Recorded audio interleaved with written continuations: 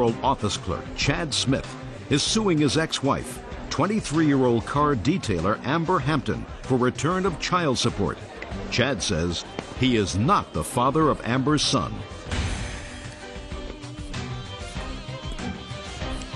That's case number 441 on the calendar in the matter of Smith versus Hampton. Parties have been sworn in. You may be seated. Ma'am, have a seat. Mr. Smith, Miss Hampton is your former wife, and at the time you met, the defendant was pregnant. The child was born during your marriage, but you are not the child's biological father. No, ma'am. It wasn't born during the marriage. No, ma'am. When was he born? February 21st, 2001. And when did you marry? In April of 2001. Could you keep your voice up, please? I'm old and my hearing is not as good as it used to be. April of 2001. Okay. I only devour litigants on Thursday. When did you separate? It was about July of 2001. So you were together for 3 months? Yes. When were you divorced? Well, to the courts, we were divorced in 2002. So you lived together as husband and wife for 3 months? Yes, ma'am. ma'am. The boy was born prior to that, but it was both of your understanding that this was not your biological child. Yes, ma'am. According to your complaint, you were incarcerated off and on from 2001 to 2003. Yes, ma'am. During that time, Miss Hampton obtained a divorce, named you as the child's father, and at some point you were ordered to pay child support. You were not present in court. Yes, it was ma'am. a default. I don't know whether you were in jail or out of jail. Were you in jail or out of jail when there was a default? I was in jail.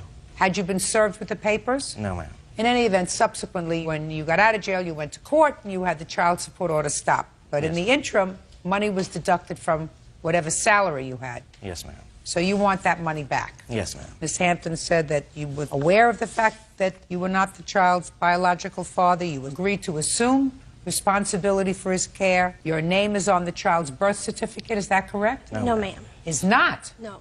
He was in jail at the time Tyler was born, so he was not able to sign the birth certificate. Let me ask you this question, Ms. Hampton. Why did you, in the judgment of divorce, name Mr. Smith as the child's father? I told my lawyer that he wasn't the father, but he had claimed responsibility. And my lawyer said that since we were living together before the child was born and afterward, and that he wanted my son to have his last name, that he was responsible for it. Well, all of that is supposition on your lawyer's part, if in fact he told you that, because A, he had not signed the birth certificate, B, he had not claimed responsibility, and more importantly, according to the timeline that both of you gave me, you were married in April of 2001, and less than 3 months later, you separated. So this commitment that he made to your son was of short duration. Then he was in jail. Who was the child's father? His father's name is Mike. Is what? Mike. Mike. And did you notify Mike that he has a son? He knows, but we have no contact with each other. Well, who supports the boy? I do. And how long have you done that? Since he was born. Good. Then why did you pursue Mr. Smith for support? I had quit working after I had my second child, and I went through family assistance, and they went after child support. So you went on welfare? Yes, ma'am. After you had a second child with whom? His name is James. Shh. Now, where does James fit in this picture? Why didn't he support his child? He does now, but we had broken up for a time due to a disagreement. We were both working and going to college, and he wasn't there when she was born. So is what you're telling me that the state pursued the issue of support? Yes, ma'am. Did you receive any of this money, or did it all go to welfare? Part of it went to welfare, and then I received the other part. Well, do I have any indication of how much you received for the child support as opposed to the state? I have none of that paperwork. DHR. Do you?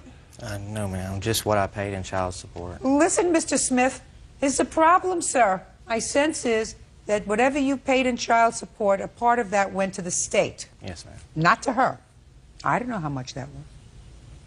What were you in jail for, Mr. Smith? Probation violation. That's not a crime. Yes, ma'am. It was breaking and entering a vehicle. Burglary. Yes, ma'am. How many times? One count of that. Yes, ma'am. One count to cover how many charges, sir? 5. You know, you think that these things just come to you?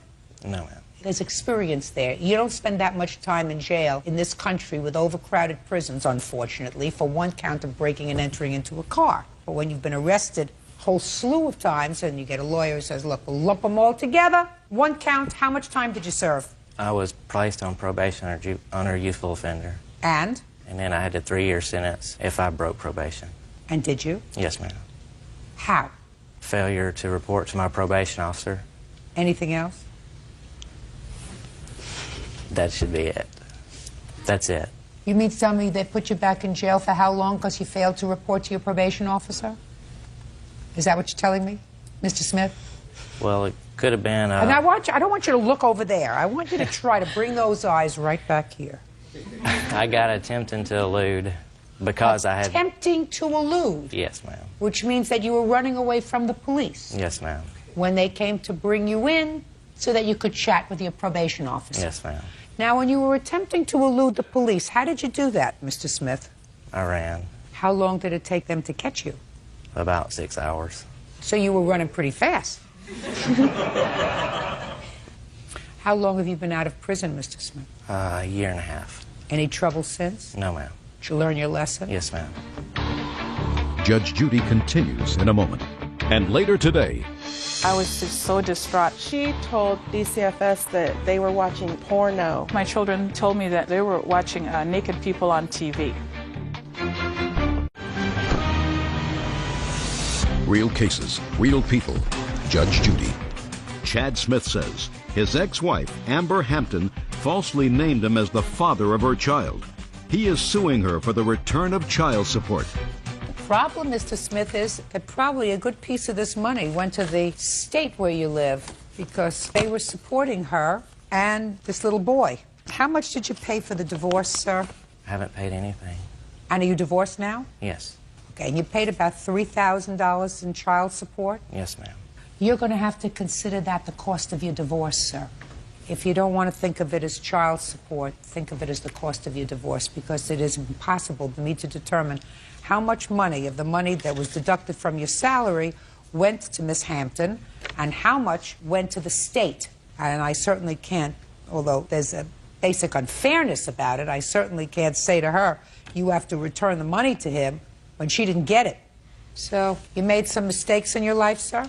Yes, ma'am. This was just another mistake. Costly, unfortunate, but there is nothing that I can do to help you. I also have my lawyer fees where I had to take her back to court to get everything dropped. That's a different story. Let me see that, please.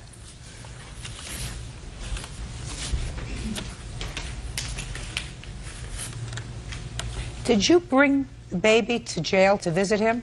Yes, ma'am. He had called me a little bit before Father's Day, and I was nice enough to take Tyler up there to see him. Why did you do that, sir? Because then I had found out that she had filed for divorce stuff. Why did you ask to see the baby? I didn't. She brought him up there. He asked how everyone was, how me and him were doing and everything like that, so I didn't. But he didn't ask you to have regular visits with him while he was in jail with the baby? Until right after we went to court and I did my statement to the judge, I had no idea where he was. I hadn't seen him. So the answer is no. So how much in total did you pay the lawyer, sir? $500. Okay. Do you have the final copy of the judgment of divorce? With Yes, the ma'am. modification on it, deleting the child's name? Let's see, please.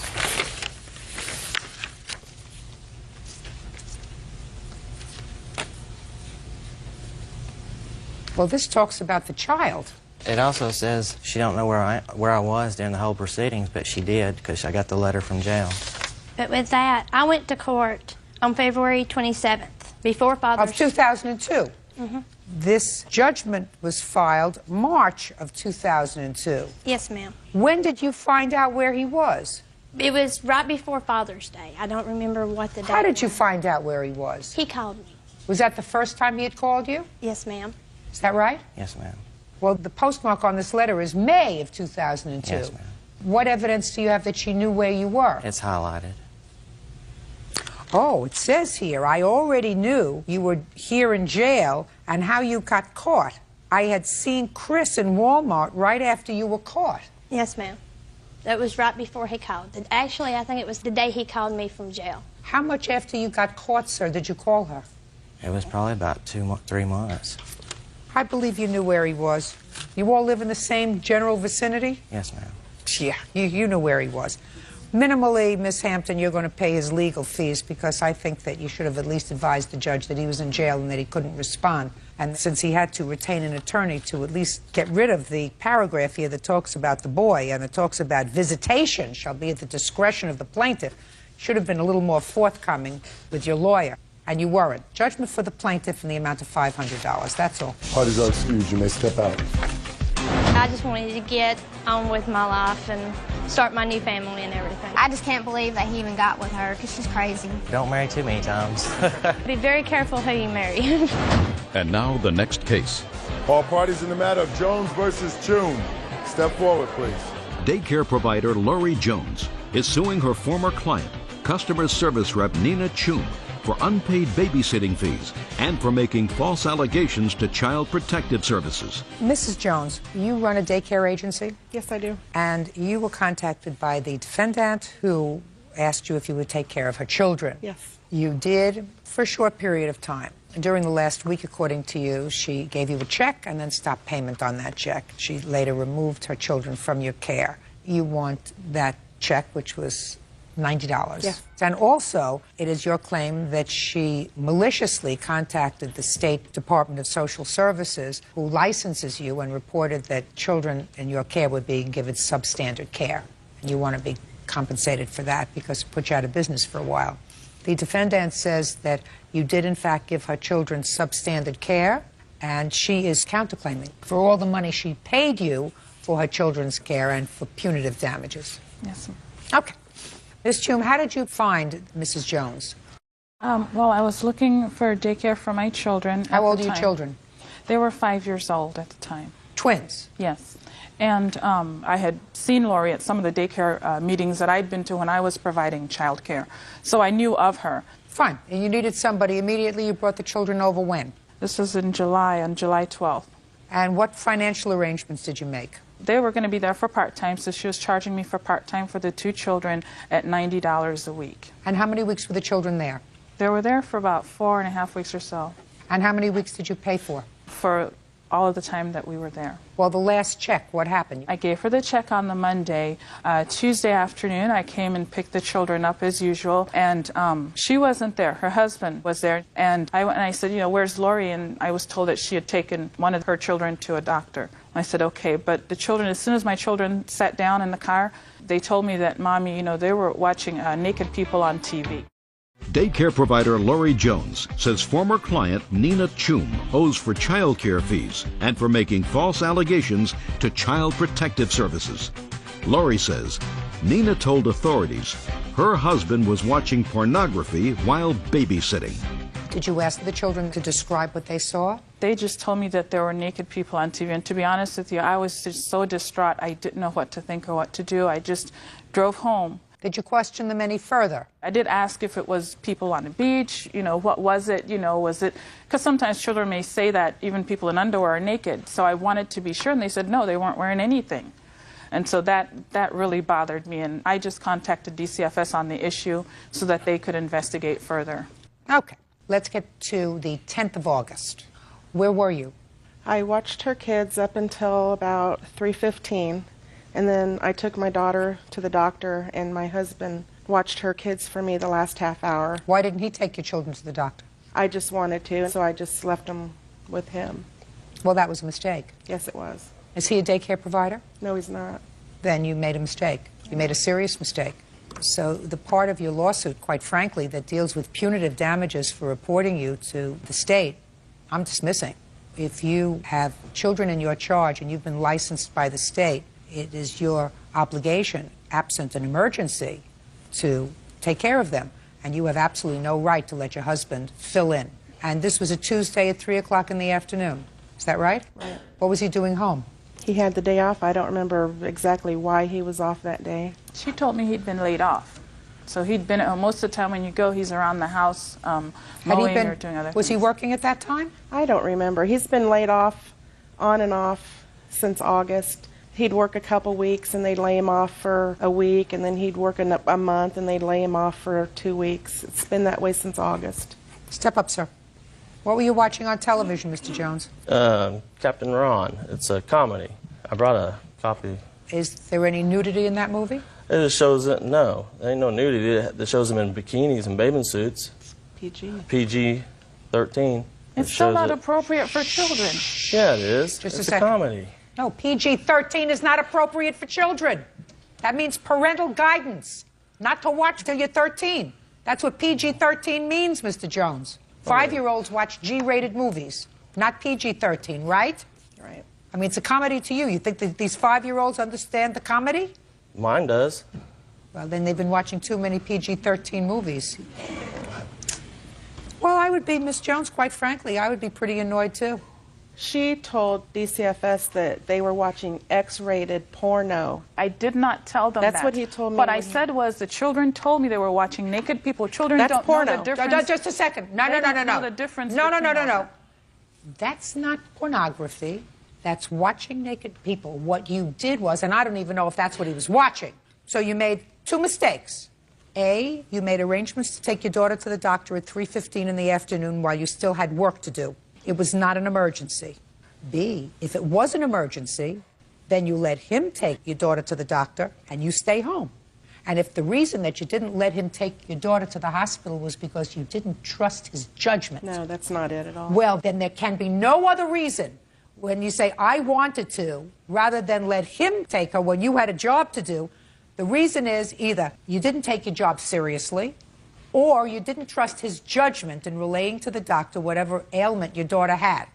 And if you didn't trust his judgment with regard to doing that, you don't trust his judgment with leaving him alone with strange children when he's an unlicensed, unregulated, untrained provider. And he's been doing nothing but sitting around watching TV all day. So he's probably had it up to here with kids. Counterclaim seeks the return of all your money. So I'm going to give you an analogy of why you're not going to get all the money back.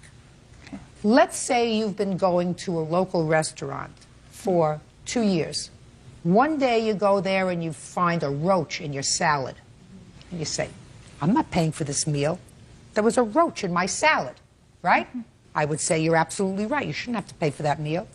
You say, not only don't I want to pay for that meal, I've been going there 2 years. I want all the money back that I spent in this restaurant over the last 2 years. Would you get it back? No, I understand. I think that you were absolutely right to contact the state. I think that her actions in leaving the children with an unlicensed provider is inappropriate. I'm not exactly sure what he was watching on television. That's a the concern. best scenario is he was watching a PG movie, and he shouldn't have been with 5-year-olds. So your claim is dismissed. Understood? I do understand that. However, I was really, truly shocked, and it was offensive, I feel, to the children in her care, her own children, and to my children. Then why don't you tell the judge why you got your daycare license stripped from you? I didn't get my daycare license stripped. Listen to me. It's not about her. Okay, that's offensive. Shh. It's not about her. It's about you. You did the wrong thing. And he did the wrong thing. She made a complaint, and she was justified in making her complaint. And if she was justified in making a complaint, it boggles my mind why you're suing her. That's all. Case is dismissed. Parties are excused. You may step out. 28-year-old law student Emily Todoran is suing her ex-boyfriend, waiter Chad Bracken, for unpaid loans and a couch. Chad says Emily has been paid in full.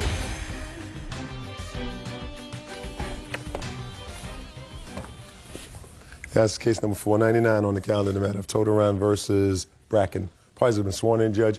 You may be seated. Folks, have a seat. Ms. Todoran, who was your witness? My old roommate, Julie Perry. Does she have information with regard to this case?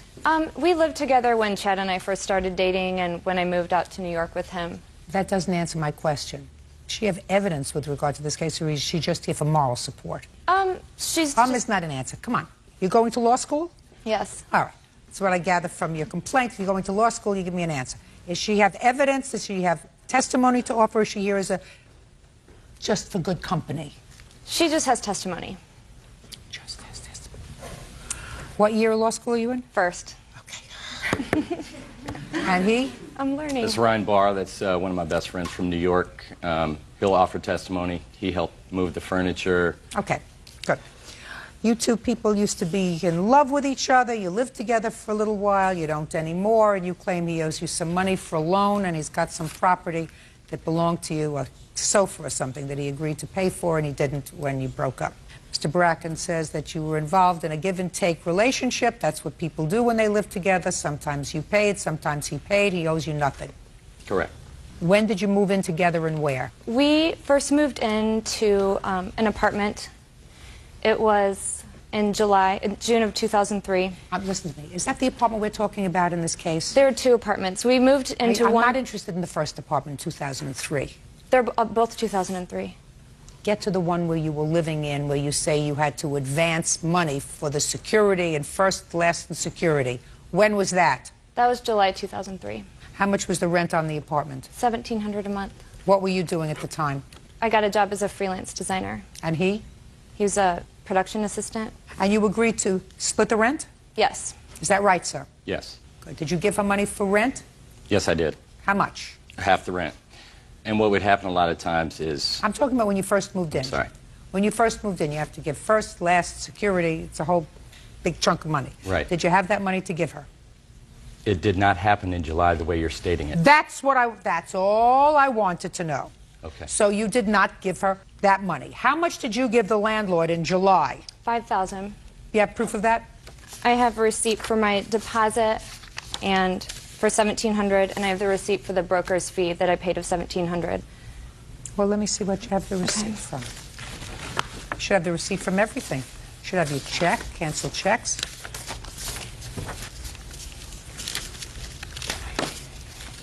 Your Honor, I didn't keep a lot of the documentation because he was my boyfriend and I trusted him and I loved him and I did not think that I would ever need these kind of things. We had an oral agreement. Listen to me, my dear. I trusted him. I know it was stupid. Listen to me, my dear.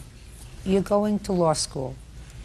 When two people love each other and are committed to each other, they get married. Then we have courts for them. What happened with you is you decide to come into court and to sue him and say, listen, I didn't keep my receipts. I don't have proof, but we had an agreement. And our agreement when we moved in together was we were going to split the bills down in half, right? And we didn't. I paid more. And he says, well, there came a time when you moved into this apartment that you lost your job. Mm-hmm. And I picked up the slack. No, he didn't. Well, that's what he's saying. He's lying. Just a second.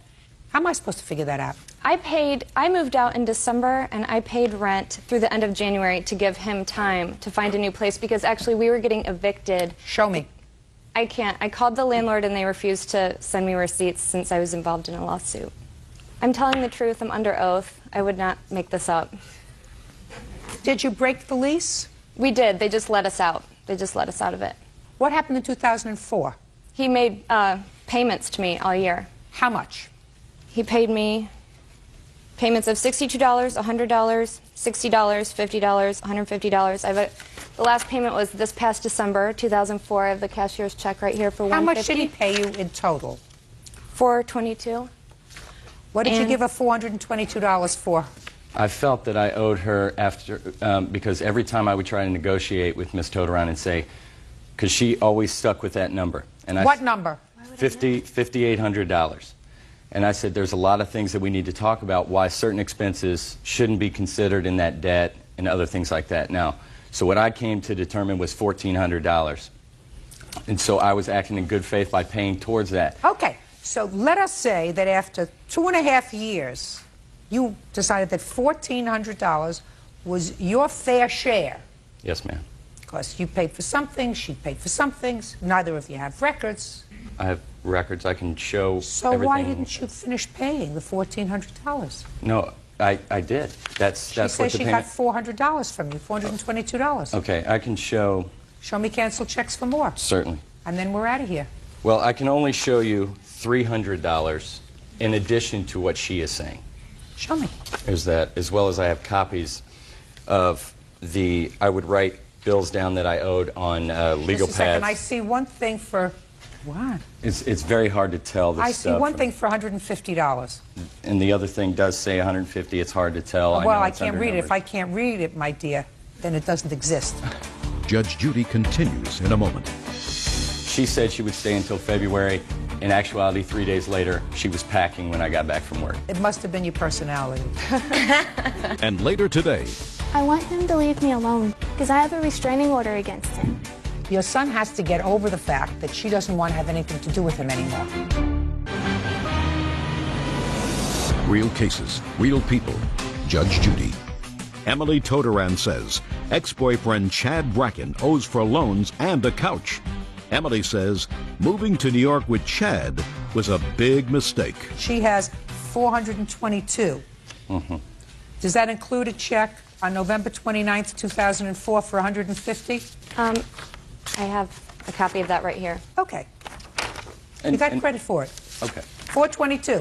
So what happened to the rest? What happened to the other $1,000, Mr. Bracken? Okay. Now the rest, well, there are payments. As Ms. Todoran said, we didn't keep a lot of these things, so I've shown you everything that I do have. All right. So let's start from the... I'm sorry. I do have all the expenses from moving her furniture, which was 6 months after she left, actually almost 7 months after she left, that I kept with me. I moved twice. Mr. Barr helped me move these things into Brooklyn. Now, when we moved from New York, I moved everything and paid all the expenses to return her furniture to her. How much was that? $1,227. Did you receive furniture from him? No, I did not. Just what did you return to her, sir? I returned all her stereo equipment, a television. Nope. Show me the address where you sent it. I didn't send it. She came and picked it up from my house when I got back to Indianapolis. Lies. You said expenses to send it back to her. No, to move it back. Give it back to him. You're over $1,000. That's based on your statement, sir, because I'm not going through your bills from 2.5 years ago. $50 here and $12 there. Let's take what you have. Okay. The debt that you acknowledge was $1,400 and you paid her $422. That leaves about $1,000. Now, what about this couch that she says that she sold to you and you never paid her for? Okay, can I just back up 1 second? Yeah. So the moving expenses... I'm getting so bored with this. All right. The furniture, basically the furniture, when she decided to move, she said she would stay until February. In actuality, 3 days later, she was packing when I got back from work in a minivan. Now... It must have been your personality. I can't speak to what was in her head. I can't speak to what her... The couch. Okay, so she left 3 days later in a minivan. She said, I can't, move this furniture. I said, well, if you're going to charge me half of it, take the furniture with you. She said, no, I can't move it. You keep it. Okay, and your version of the couch? My version of the couch is we went to the store together with the intention of purchasing a couch and paying for half of it, which I have the receipt for right here. No, you weren't intending to purchase a couch for half. You were intending to purchase a couch for full price. Yes, so I purchased... You were each going to pay half. I purchased the couch for full price, and before I purchased it, I said, you're going to pay me back for half of this, correct? Just don't look at it. Don't look at it. Okay, and he said yes. So then when I was moving, he was going to stay in New York for an indefinite period of time.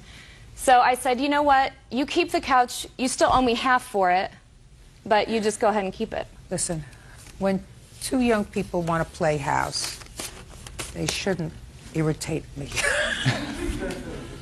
You have the couch? Yes, ma'am. Did you return her stereo equipment? Absolutely. No. Did you return her television set? I returned everything. Go ahead.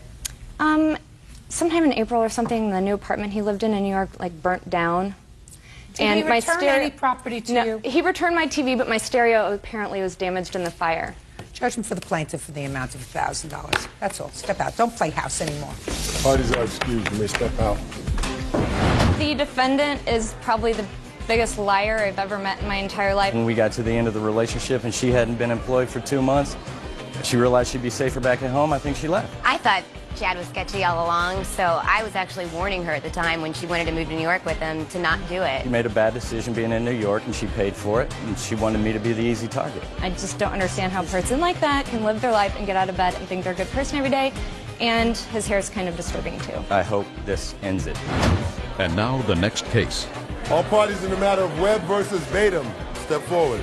21-year-old Philip Webb is suing his ex-fiancée, 19-year-old cashier Crystal Batum, for rent and the return of a wedding ring set.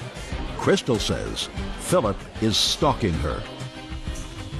Are you scared to death or just unhappy? No, I'm fine. Okay.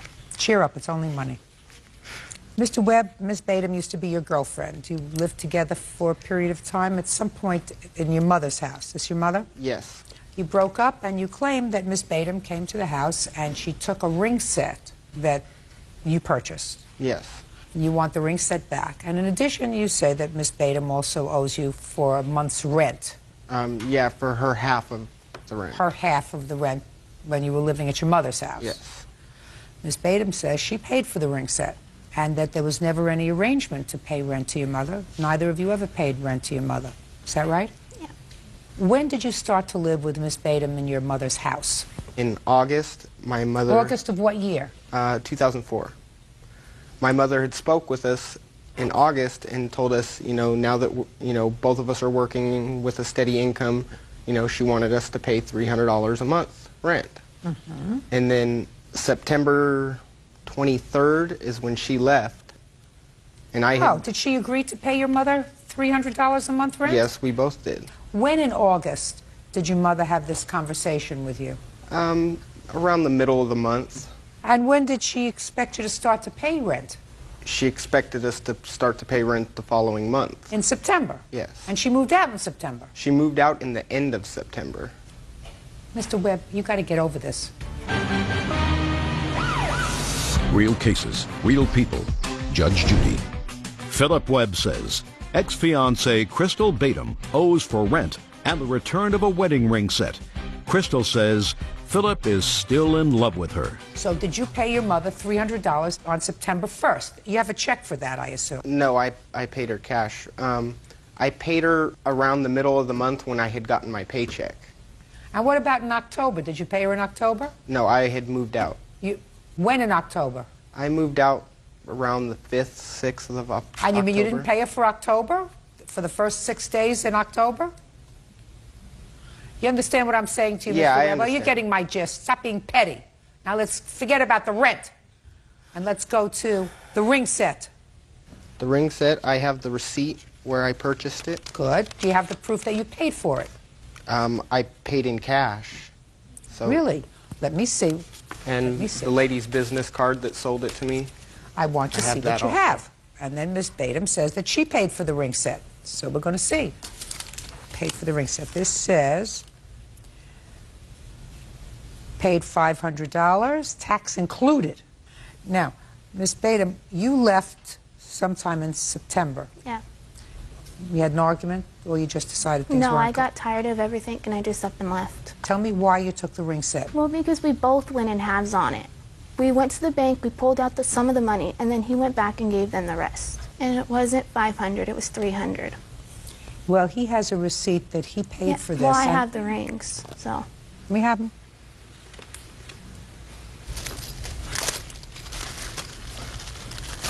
Do you have any proof whatsoever, Ms. Badum, that you paid for these rings? No, because it came out of the ATM. Okay. Good. Very nice. He gets them back. Perfect. Anything else? No, that's it. I want him to leave me alone, too, because I have a restraining order against him.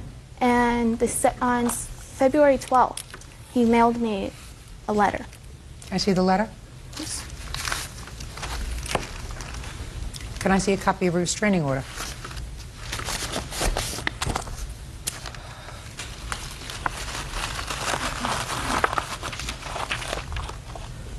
You attended a hearing, Mr. Webb, with regard to this restraining order? Yes. Did you consent to the restraining order? I consented, but I didn't agree with it because I don't care a whether lot you of agreed it with was, it or not. You consented to it. Yes, you were I to did. stay away within 100 yards from her, and I have from her done so. home, and from her job, right? Yes. It was her birthday? Yes. That's why you sent these? Yes. You're not allowed to send them. I didn't know that. I just was told I had to stay away from her work and stay away from her. Listen to me, Mr. Webb. You were served with a copy of this protective order. Yes. In this protective order, it not only says that you have to stay 100 yards away from her, it reads, and I'm going to read it to you very carefully. You may not do the following. You may not contact her directly or indirectly, or telephone, send messages, or mail or email. Now, While this is not threatening, Yeah, I know. I mean, it's a love letter. You're not understanding that it's over and that she doesn't want you to have any contact with her. Do you understand? Yes, I do. You don't want to get into any further difficulty. Is there any other thing that I have to resolve with regard to property or anything else? Yeah, I have one more thing. I left my birth certificate there. I need my birth certificate back. Okay. Now you can stand up. Your last name is Webb? Correct. You have her birth certificate? I do. Okay. I want you to give her birth certificate to your mother. Your mother is going to mail it to this court. This court will see to it that you get it. Okay. May I say something, please? Yes. I know you already went over the rent issue, but I have to bring it up again.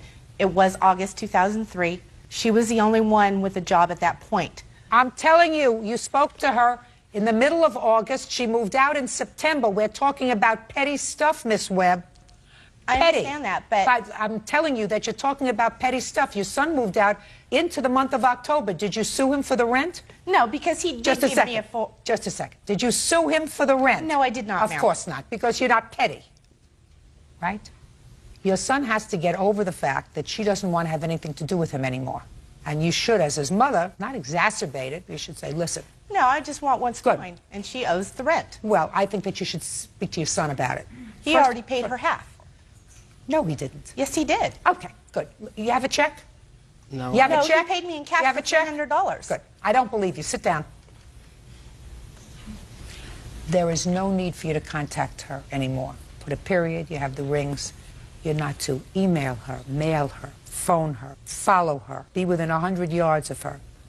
Got it? Yes. Otherwise, you're going to be in trouble. The fact that I've told this to you doesn't prevent her from going back to court and saying you violated the order. She can still do that. I don't know whether she wants to do that, but what she wants is she wants you to know unequivocally that you're not to have any contact with her. Clear? Yes, I'm Good. perfectly That's clear. all. All right, excuse me. You may step out. Sir. Be right. Care worker Christine Barros is suing her former friend, research supervisor Nicole Duquette, for the unauthorized use of a cash card. Nicole is countersuing for harassment. Yeah, this is case number 106 on the calendar in the matter of Barrios versus Duquette. Parties have been sworn in, Your Honor. You may be seated. Folks, have a seat. Miss Barrios, Miss Duquette used to be a very dear friend of yours. Yes. And it is your claim that she stole $600 from you. Yes. She says she did not. She is counterclaiming because she said since this incident you've embarked upon a course of harassing her, and she is counterclaiming for several $1,000s. So why don't you tell me the circumstances surrounding her taking your money? It was April 1st. It was about 8:30. I was downtown running some errands. 8:30 in the morning? In the morning. I had withdrawn $160, $100 which I owed to the defendant. She called me and asked me what I was doing for the day. I said running errands. Why? She said she really needed to see me. She wanted to talk. She needed to escape. And I said, well, you can come pick me up. She came and picked me up in front of the Greyhound station downtown Sacramento, and we got in the car. In her car? In her car. Had you planned on seeing her? I had planned on seeing her at some point. Okay, and that's when you were going to give her the money? Yeah. What did you borrow the money for? It wasn't even a matter of me borrowing. It was for gas, her taking me places, and her. So you don't have a car? I don't have a car. She takes me places. She was a very helpful friend. Okay, fine. So now she came down, she picked you up at the Greyhound station. What happened? She said she needed to run some errands. Immediately, as soon as I got into the car, I handed her the $100. Immediately. So far, is that right? No. She didn't give you the $100? No, she didn't. Okay. Go ahead. We went to Kmart. She needed to run some errands. She needed some cotton balls, some lotion, some shampoo. When we got that, we called her friend, who happens to be here, went and saw him for a few minutes, went to lunch in Fair Oaks, down by the river, sat there for a little while, spoke some more, got back in the car, dropped off her friend. Which friend? That would be Franklin. It would be you. Okay.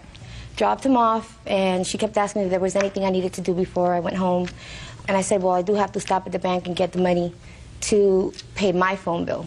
At a certain point, she allowed... Why didn't you take out that money when you went earlier that day? Because I have a tendency to take money and spend it when I don't need to. So I only take the money out when needed. And the money that I had taken out that morning, I had spent the majority of it, so I didn't have enough to cover for my phone bill. Okay, so you were going back to the bank? Yep, we were headed back to the bank. And Ms. Duquette took you back to the bank? Actually, I was driving her car. She wasn't feeling very well. She allowed me to drive, knowing I don't have a license. You were driving, you drove back to your bank? Yes. When I proceeded to take off my seatbelt to go and take out the money, she said, no, I'll go do it. You're driving today, so I'll take it out for you. Not a problem. Okay, just a second. So what did you do? You gave her your PIN number? She's had my PIN number. She's had my PIN number because the card is used for cash aid and food stamp aid, and she would, on certain occasions, take my oldest daughter to the supermarket, and they'd use my PIN to get food with food stamps. So she had your PIN number? Mm-hmm. And she went to the bank and withdrew some money?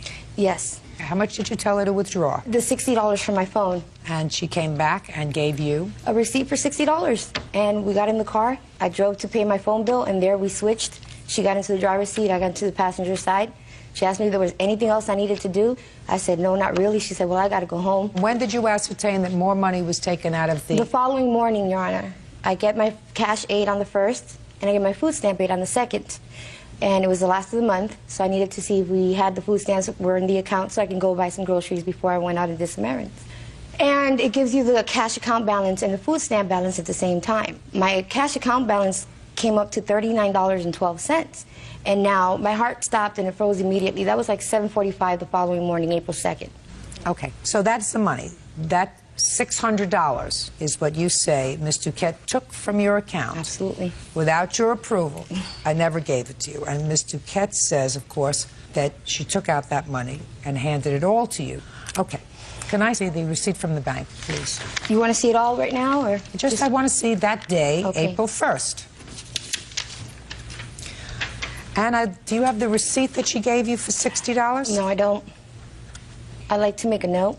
You see there's three transactions, 60, 0, and 600. Mm-hmm. The one for 0, she had tried to withdraw $700. Shh. Doesn't say that here. Well, it's certainly clear that on the 1st of April, there was one withdrawal for $60, and then there was another attempt to withdraw some money, and then there was a third attempt successfully within a minute, and $600 was taken out. Okay. Now I'll hear you. On that morning, I did pick her up. What happened was she owed me $50. She gave me $100 out of the $660 that I withdrew.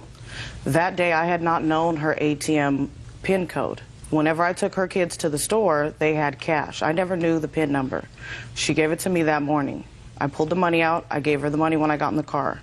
Okay. So you acknowledge that you took out the money? Yes.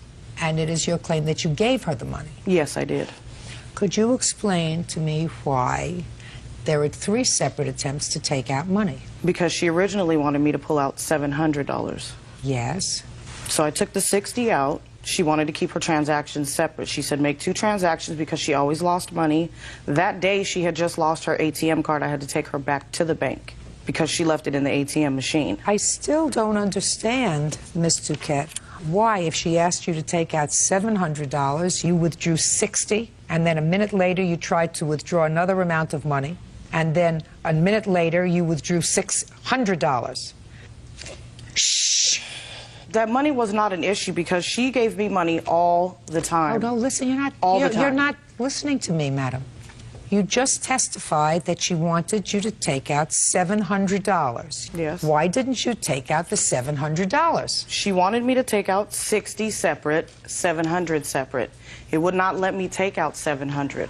That is why I end up taking out 600. So what kind of a discussion did you have when you got back into the car? She counted her money. She gave me $100. We went to the store, drove around for a little while, and I took her home. Just a second. And that's all that happened? Yes. You mean she didn't say to you, I asked you to take out $700, and you said to her, I tried to take out $700, but I couldn't because the bank wouldn't let me take out the $700? Well, as soon as I got in the car and I handed her her money and her receipts, I said it wouldn't let me take out $600. Well, you so left this that is what out. You got. Ms. Duquette, you left that out, madam. We're in a courtroom situation. I have to decide which of you 2 ladies is telling me the truth.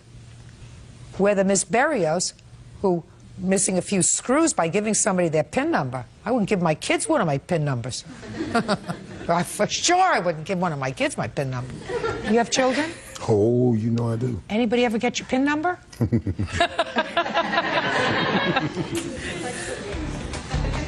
Judge Judy continues in a moment. You couldn't breathe. You couldn't catch your breath. You were overwhelmed. You realized that I don't expect to hear from you, so keep your mouth shut. And later today, You didn't turn anybody away because her daughter was there? No, I didn't. So what are you suing her for? Why are you wasting your time? real cases, real people. Judge Judy. Christine Barrow says former friend Nicole Duquette stole money from her bank account. Nicole is denying the charge. Now, I read your complaint very carefully. You confronted her about this the next day. Tell me what happened. Tell me what happened when you confronted her, Ms. Barrios. Okay, that morning I called to see if my food stamps were available. You told me all of that. Okay. You got that. You couldn't breathe. You couldn't catch your breath. You were overwhelmed. You realized that you had $30 left in your account and the other money was gone and you didn't have it. Absolutely. So you picked up the phone and you called her. So I picked up the phone at 9:30 and called her. And I said, Nicole, tell me that you took out the money because you were afraid that I was going to spend it for the rent. In that case, I can just go pick it up, put it in a money order, and come pay my rent. And she's like, well, what are you talking about? I'm like, what do you mean, what am I talking about? You took out money yesterday that you weren't supposed to, and I'm hoping and praying that it was for that purpose only, because she's always been a good friend. And she said, I don't know what you're talking about. Shh. I'm going to get to you. Okay. Go ahead. So she got on the phone. I asked her, after I said, no, I have the proof. You made 3 transactions at the bank while I was sitting in the car in the driver's seat. I've already got the times, the amounts. I need to know where my money is. That's my rent money. And she says, oh, well, you know, I thought I'd have it back to you by tonight. I said, well, do you mind? I said, do you mind if I know what you took the money for? I mean, that's none of your business. And I said, well, Nicole, what's going to happen? She goes, I'm gonna have the money for you before you have to pay the rent. I said, Nicole, it's the 2nd of the month. My rent is due on the 5th. It's $832. You just took 3/4 of my rent money. So what happened? She said, I'll call you later. I'm at work. Did not hear from her that afternoon. Called once. They told me she had left early. I don't call her home phone because of her companion, her partner. Don't want any trouble. That Monday, I called her at work. I didn't get to speak to her until later on that afternoon, and all she said, I gotta go, I gotta go. The next day, which is Tuesday, she left me a voicemail, which has since erased. It said, I'm at my friend's house. He's gonna loan me $1,000 so I can give you your money. I'll be at the house. Listen to me. Voicemails shouldn't get erased if they acknowledge a debt. I know. I didn't know. So then don't repeat it. So then listen to me. Don't repeat it to me. Okay. Well, that afternoon she says, well, my friend didn't come through for me. I'm going to see if I can go sell my car rims. Okay. And is what you're telling me that these conversations never took place? Never. Okay. Now, let's get to your allegation of harassment. When did the harassment start, Mr. On April 8th. What the day of happened my girlfriend's mother's memorial, she called my house acting like she was a private detective. Okay. It was a man that called, which sounded like a young man, according to her, who answered the phone. So you didn't take this conversation? No. Somebody else did. Step up. Tell me your name. Esther Henry. All right, Miss Henry, you took a telephone call on the 8th of April. Yes, I took several telephone calls. Did you make any phone calls April 8th? Nope, not to her house phone. Absolutely not. Okay. Did you know who had made those phone calls? At first, I didn't. It was the day of my mom's memorial. Okay, so you don't know who did. At first. Just for my own information, what did the person say? Okay, on the first call, it was a younger voice, but kind of disguised, and he said, I'm detective from the police department. Is Nicole here? So I'm like, no, she's not here. Can I take a message? And he said no, and then he hung up. Then he called back. Different voice this time. And in the background is F this, F that. Is Nicole there? Is Nicole there? No, she's not. Then a lot of harassment, cussing on the phone. You better get her. She's in for it, you know, and all this stuff. And What was it? Just a second. What do you think that was about, Miss Henry? I don't have a clue. Okay. Anything else you have to testify to? Yes. Then the third call, the plaintiff outright said who she was. Yes. This is Christina. Yes. Is Nicole there? And I said no. Well, she owes me some money and I want my money. She told me she was going to pay me back. She didn't pay me back yet and I want my money. If she doesn't give me my money, then I'm going to call the police. And I'm like, okay, well, can I take a message down and, you know, tell her? That was the message. Just as what part of what she said didn't you understand? Listen to me. That was the message. She said it's the 8th of April. She's supposed to pay me back some money. If she doesn't pay me back the money, I'm going to the police. That's what she said. Yes. So you understood the message. When I say message, I'm like a phone number so she can call you back. I got that part of the message. I got it too. I did. Anything else you want to tell me? No, that was Good. about Perfect. Sit down. I even have an email here from her. This is not the first From time me? that this has happened. I've known her since 2001. She worked at my job. Okay. She was trying to have a relationship with me, and that was her way of trying to get me by giving me money all the time. Okay, so let me ask you this question. So, Mr. Duquette, listen to me very carefully. Is what you're saying to me that she was trying to endear herself to you by being generous with you with money? In fact, she even offered. Yes. Yes. Right? Yes. And that in the past you had, in fact, taken money from her. In the Yes. past you had taken Yes. money from her. Did she ever complain about it? No, because I always did Shut up something just a for second. her.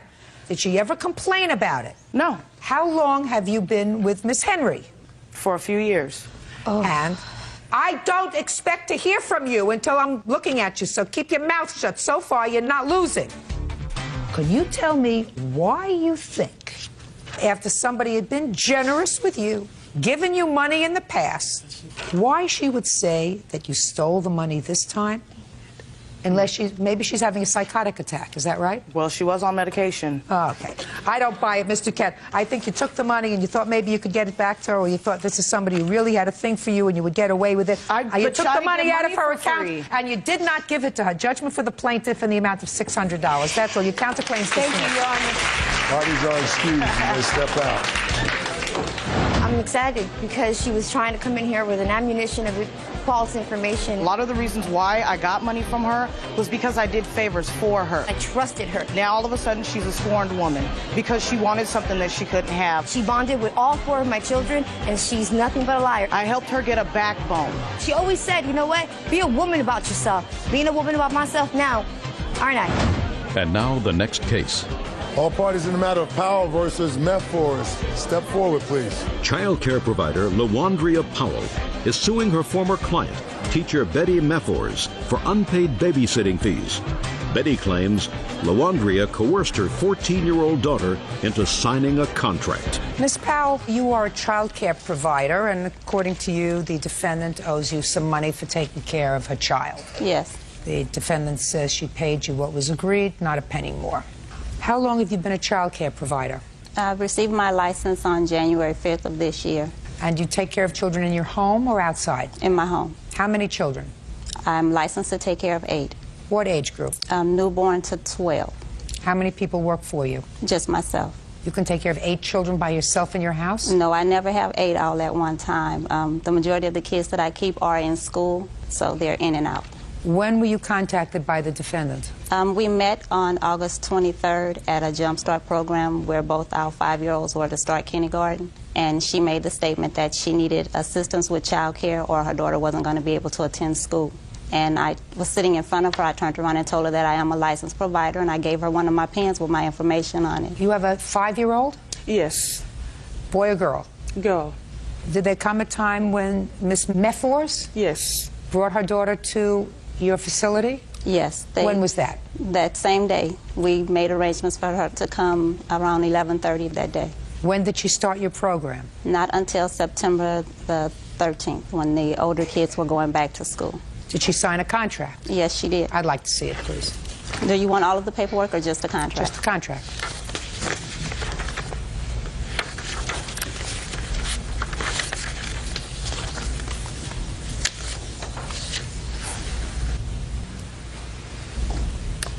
Did you sign this contract? No, Your Honor. I did not sign any contract with this woman. I only had verbal agreement on the phone. Who signed this contract? Her or her daughter. But it was her that was supposed to have signed it because she gave me the paperwork. Who signed this, you or your mother? I did, Your Honor. Stand up. When did you sign it? I signed this today, the first day when my sister first started. Your sister's first day? Yeah. Your daughter was there for 4 days, and you paid her $50. Yes. And you say she should have paid you $65 for the 4 days. My contract states $65. She asked me, could she pay me $50? Just a minute. So you told her she could pay you $50? Yes. Fine. And she paid you $50? She paid me $50. So why are you here? What do you want? In my contract, it states that she's to pay me the first and last week. How many children did you have in your facility on September 13th? Just her daughter at that time. The reason you want first and last and 2 weeks' notice is because you say in this contract, and you're not sure who signed this contract, that space is limited, and in order to ensure that you don't turn somebody else away, you have to give notice. Yes. But you didn't have anybody else there. You didn't turn anybody away because her daughter was there? No, I didn't. So what are you suing her for? Why are you wasting your time? Because my contract states that she has to pay first and last. Madam, you have no written contract with her because you don't know who signed this contract. You have, at best, an oral contract. My understanding was that she signed the contract. She never told me that her daughter didn't sign. You babysat for 4 days. You got paid for 4 days. There's no reason for you to be here. You should spend your time and devote your time to your business, not for suing people. Goodbye. Parties are excused. You may step out. Kelvin Sarden claims former friend Megan Foote drove his car recklessly and crashed it. Megan says the accident was the car's fault. Mr. Sarden, you allowed the defendant to borrow your car. She took your car. She totaled your car. You want it fixed or replaced. Yes. Ms. Foote says that you loaned her your car. She did total your car. It was your car's fault, and she's counterclaiming for the pain and suffering she endured when your car was in an accident. What kind of car was this? The Lexus ES300. What year? 1993. How long have you had it? About 7 to 8 years. Have you had any trouble with the car? No. Has the car ever been in an accident? No. You have it serviced regularly? Yes. And it has never been in a reported accident other than this one? No. Tell me about the circumstances surrounding your loaning Miss Foote the car. She was supposed to go to the store. Where were you first? We was at a mutual friend's house. We was there for a birthday party for a little kid. I had showed up later on, and then... What date was it? March 17, 2007. And I assume you knew her before? Yes. How long have you known each other? For about 1.5 years, closer to. Just friends? Yes. Great. Okay, so go. So I had let her borrow my car. She was supposed to go to the store. Now, in order... Did she ask you to borrow the car? Actually, we had needed to go on a store run, and I did not feel like going out. I had just came back from driving all day, so I did not feel like going out, so I had let Megan borrow the car. Well, tell me how it came about. We was talking, we was in a room, and then everybody was like, we need to go to the store. So I'm like, What did you have to get? We had to get cigarettes and beer. Okay, go ahead. And then I had let her borrow the car. I still haven't heard how that came about. Somebody said we need cigarettes and beer. Okay, we was talking, everybody was talking. I'm sitting there saying, I'm not going to the store. So then she has said, I'll go to the store, you know I'm good. And I said, Meg, I said, are you sure you straight? She was like, Cal, I'm good. So I let her borrow the car. Oh, okay. So everybody had been drinking? No, not everybody, no. But you asked her whether she was okay? Yes. Anybody been doing drugs that evening? No. Smoking a little? No. Just beer? Yes, beer and cigarettes. Okay. Go ahead. All right, so then she had asked me to borrow the car to go to the store. To go. She said, I'll go. Yes. And I'm good. Yes. Which means that she was Yes. together enough to go. Yes. Go ahead. So then she went to the store, and now from the house that we was at to go to the store, it takes about 10 to 15 minutes to go to the store and back. So I had noticed my car hadn't been back in about a half an hour, so then I started to worry. And then so I had started to eat me some soup. Then after I finished the soup, I had noticed that my car still wasn't back. And then so one of my friends, female friends, had came over, and she was like, are you still waiting for your car? And I said, yes. And she was like, well, I think your car might have been involved in an accident up the block. And I was like, oh, no. So then I hopped in my friend. Okay. And you found the car? Whatever. All right. You didn't witness the car accident, but you were there? Yes, ma'am. Were you on your way to the store or from the store? I was on my way from the store. On your way back to the party? Yes. And what did you have in the car? I had actually gone to pick up my roommate, and he was supposed to pick her up from work that evening. He had gotten intoxicated and forgot. Who? She had Calvin. Was supposed to pick up your friend? Yes. Your Honor. Fine. What about this beer and cigarette run? We had gone to pick up cigarettes at the store. Who did? Me and my roommate. So first you picked up your roommate? Correct. And then you went to pick up beer and cigarettes? Cigarettes. There was Just no cigarettes? beer to be picked up. No. How old are you? I'm 21. And then you were on your way home? We were on our way back to the party. How far from the party were you? About a block? Probably a minute to 2 minutes away. A few blocks. So tell me what happened. I was driving. The steering had malfunctioned. Let me get over here. The steering had malfunctioned probably about around here, where the car had gone into the mailbox. One of my passengers that was sitting in the front passenger seat had stated that I was going to hit a mailbox. Don't tell me what anybody stated to you. This way, it had swerved back to the other side of the road, then it went over to the other side again and had gone up on the grass, hit the telephone pole, and that's about all I remember because I was knocked unconscious. You have a driver's license? Yes, I do. You have a car? Not at the time, no, I did not have a vehicle. Did you ever have a vehicle? Yes. What happened to the car? I had sold it because of personal issues. Sold it why? I had been going, I'm a single mother, and I was more concerned about caring for my child at the time. The car was not in my expenses. It wasn't in my means at the time, so I sold the vehicle so I was able to accommodate my son as properly needed. You work? Yes, I do. How do you get to work? I have a vehicle now. I went and purchased a vehicle about a couple months ago. This happened in March. Correct. A couple of months ago is April, May. Right. I purchased a vehicle in May. When had you sold your other vehicle? That was, what, November of 2006? From November in 2006 until May, what did you do? I had family members helping me out. My brother lent me his car every now and then. Well, how did you get to work every day? I would have my family members drop me off to work. Who do you live with? I live with my roommate. She talks very, very fast on her feet. Yana, but I don't believe everything that you're saying to me. You understand that? Yes, I do. You understand that? You know, because if something doesn't make sense, there's always that slight hesitation. Right. So you can always tell when somebody is giving you a line. Right. Making things up as they're going. You understand what I'm saying to you? Yes, I do. Perfect. Okay, where's the car now? The car is total. Total? Yes, and I have pictures also right here showing that it's total.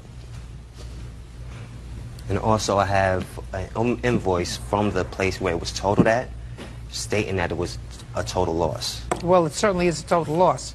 Did you replace it? No. You know what the blue book is on it? Yes. I have it right here. I'd like to see it. There we go. Right there.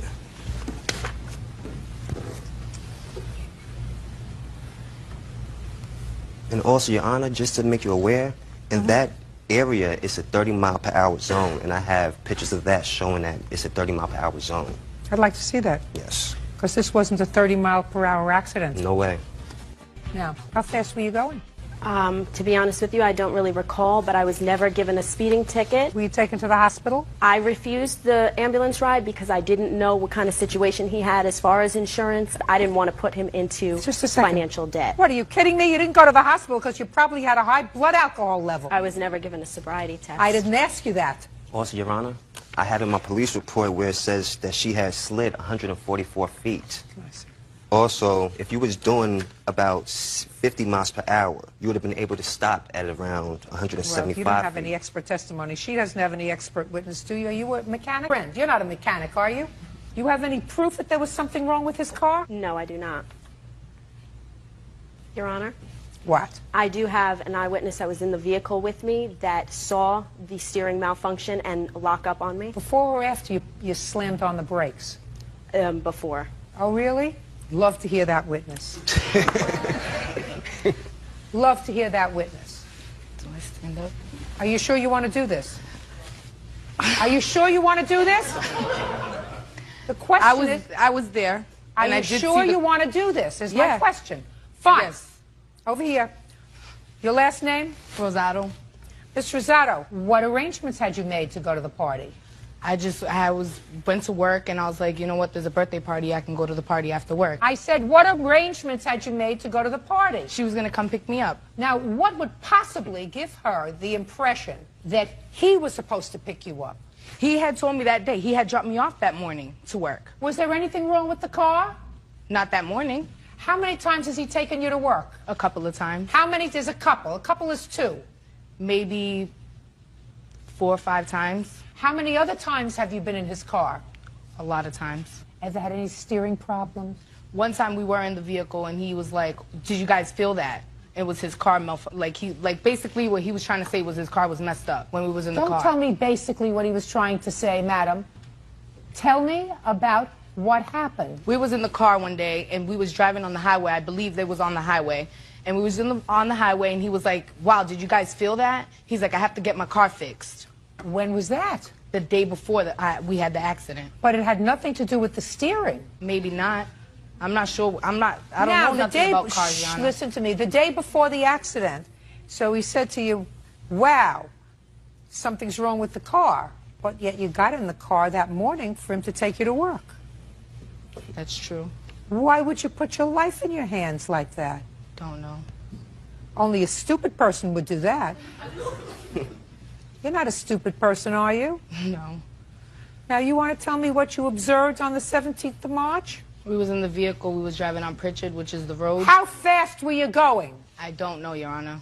Well, let me ask you this. Were you going 30 miles an hour, 40 miles an hour, 60 miles an hour? I wasn't the passenger. I was in the back seat. I wasn't looking at the speedometer. You don't have to look at the speedometer to know whether you were going 30 miles an hour or 60 miles an hour. I wasn't paying attention, Your Honor. Perfect. Then you can sit down. You weren't paying attention. I'm not interested in what you have to say. Anything else you wanted to say to me? Yes. He signed up for an insurance policy where he knew he was only covered for him to drive his vehicle if anything were to happen in a situation like this. My question is, why would you let someone use your car when you know you're not insured if anything were to happen in your vehicle? The question is whether you were driving negligently. No, Your Honor, I wasn't. That was sort of a rhetorical question. There's no question in my mind that you were speeding. Based upon the damage to this vehicle, there's no question in my mind that you were going over and above the speed limit. There's also no question in my mind that you had had something to drink that night. It's irrelevant, therefore, whether or not he had insurance that covered you. And if you got hurt, you shouldn't have driven too fast, and you shouldn't have had anything to drink while you were driving. That's the price that you pay when you act stupid. Meanwhile, you have to replace his car. Judgment for the plaintiff in the amount of $5,000, that's all. Thank you, Your Honor. Parties are excused. You may step out. William Hutton says he made loans to his ex-girlfriend, Mindy Sawicki, and her daughter, Shaylin. The women claim the money was given to them, and they are countersuing for harassment. Mr. Hutton, the defendant is your former girlfriend, and the co-defendant is her daughter. It is your claim that while you were together, a couple of years ago, you made a series of loans to both of them. You want your money back. That's correct. The defendants say that while you did help out in a time when your girlfriend was financially strapped, there was never any discussion of the repayment of that money. Money were gifts. You also claim something about fraudulently using a credit card and some charges that were placed on your credit card by the defendant, and that there is some minor matter involving her daughter. Now, you loaned her 19-year-old daughter, Shay, $1,500 to pay her car note, and she promised to pay me back. When did you pay her car note? On 11/27/06, I wrote a check for $1,000 for Shay's car. How old were you in November of 06? 17. Okay. Listen to me, sir. Yes, ma'am. You have sued this young lady, Yes. that's Shay, Yes. for transaction during the time when she was a minor and she cannot contract with you to pay you back. Do you understand? Yes, sir. Or yes, ma'am. Unless something occurred subsequent to her turning 18. Did you loan her any money that she promised to pay you back subsequent to her 18th birthday? I don't know exactly. Well, I don't know either. The case is dismissed against you. You sit down. Okay, so now let's deal with her mother. You met her in April of 06 and you started to give her money. We started dating. Shortly after that, she lost her job. She asked me for assistance, and I told her that I couldn't give her money, but I could loan her some money, but it would have to be paid back. Now, Mindy's finances were in such a state that the bank would hold her checks for extended periods. This is why some of the checks were funneled through Shay's account. Some of the checks were for cash, but they were earmarked for Mindy. I have canceled checks here. You expect me to figure that out, sir? No, ma'am. These were definitely loans. Mindy agreed to it. I have emails. Stop shaking your head. It's irritating. Go ahead, not you. I have emails saying that she would pay me the money back. That I want to see. Because what I've got so far, lots of little bits show me, starting in 2006, going up until what date? 11/27 is the last check that I have canceled. 11/27 of what? Of 06, ma'am. Going back 2 years. Ma'am, if I may, part of the reason that this took so long, I wanted to give Mindy a chance to repay her debt. Just a second.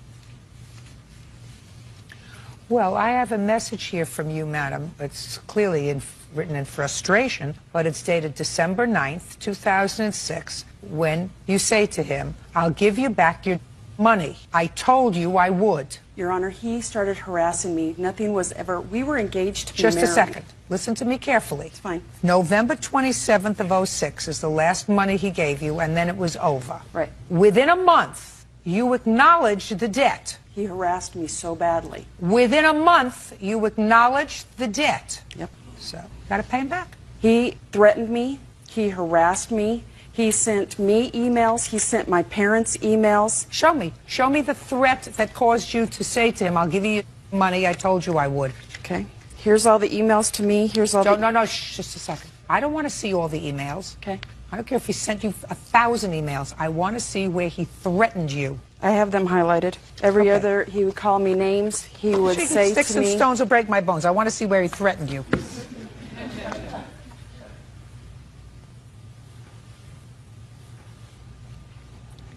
Oh, and it's just bad language. This isn't threat so far. Your Honor... Shh. Bad language, no question.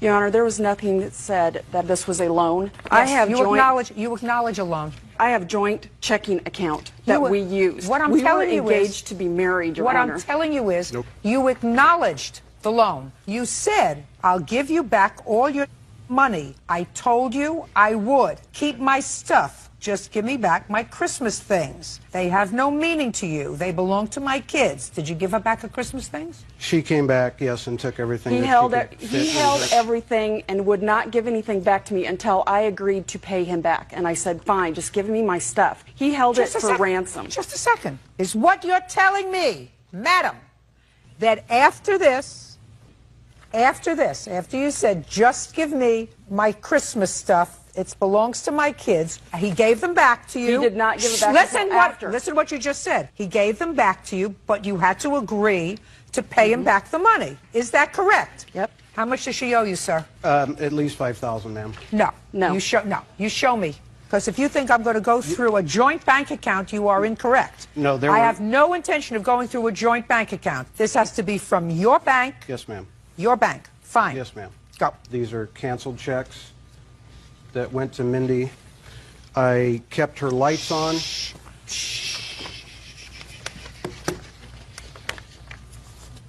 Who's Judy? My mother. What does that have to do with her? I'm not speaking to you.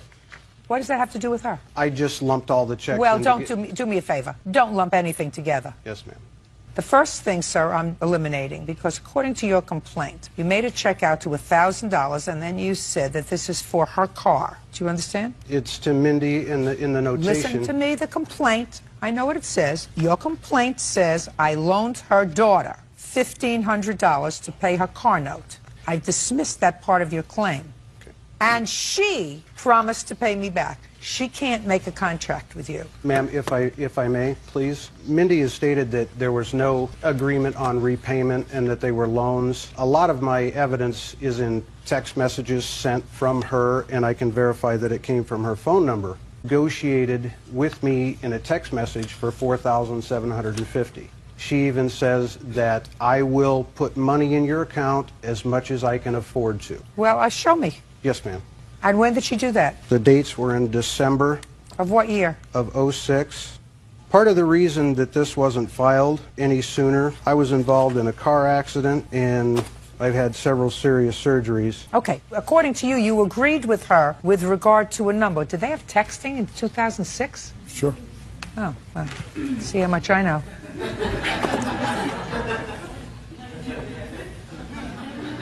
Just catching up. There you go.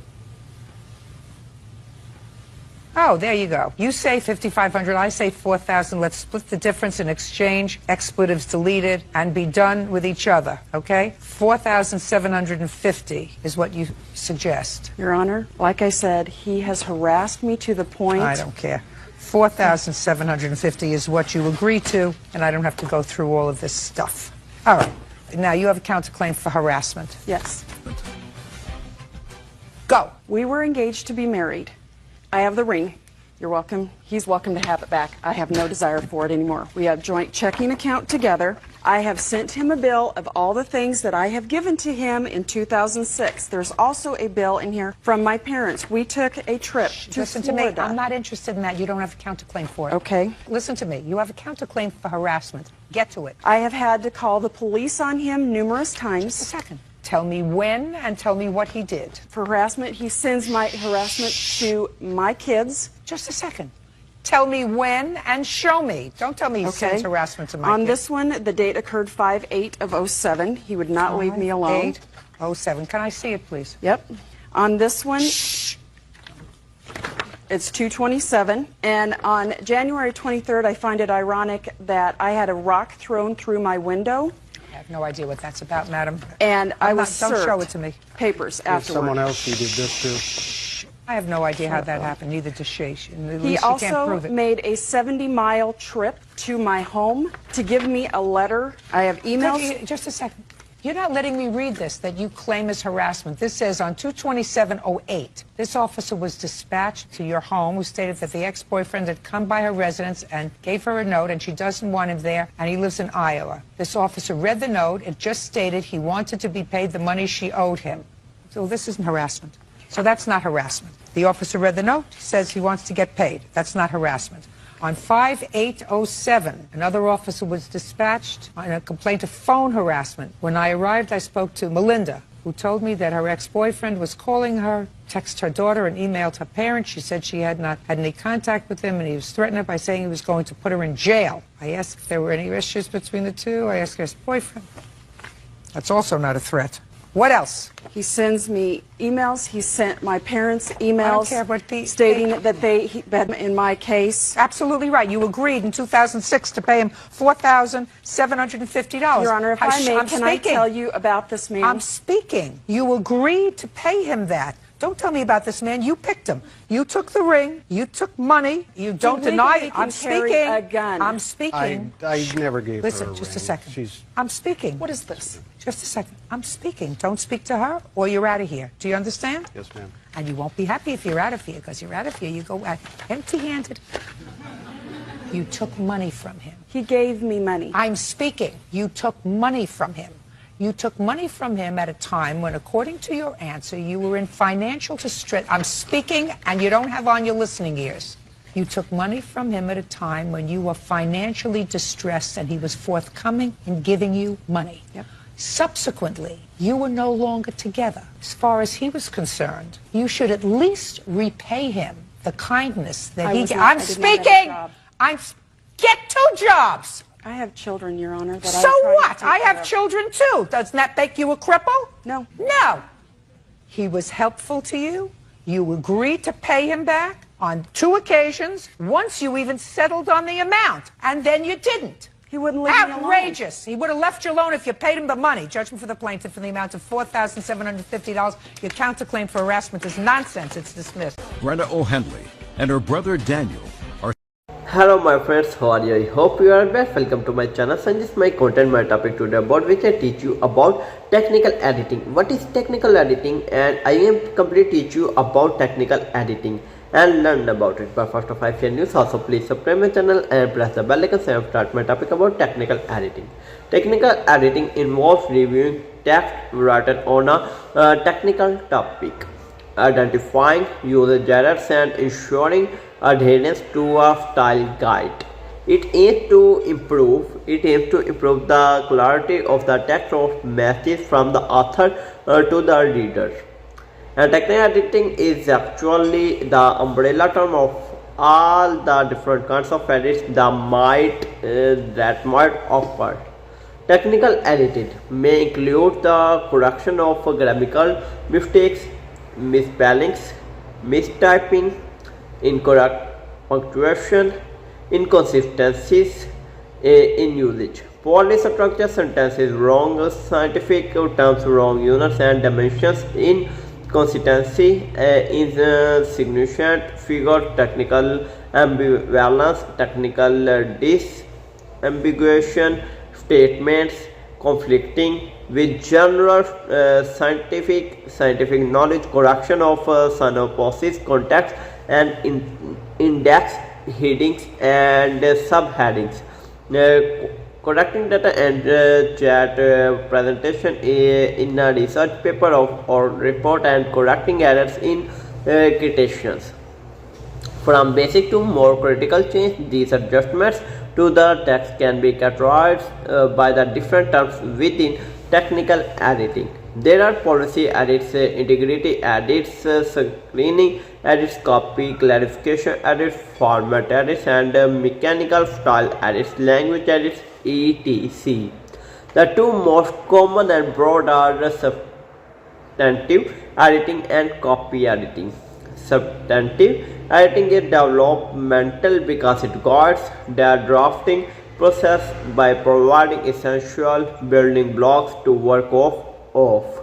They work closely with the author to help supply ideas. Copy editing happens later in the drafting process and focuses on changing the text so that it's consistent throughout in terms of accuracy, style, flow, and so on. This is usually the preferred editing of the surface level cleaning up of work.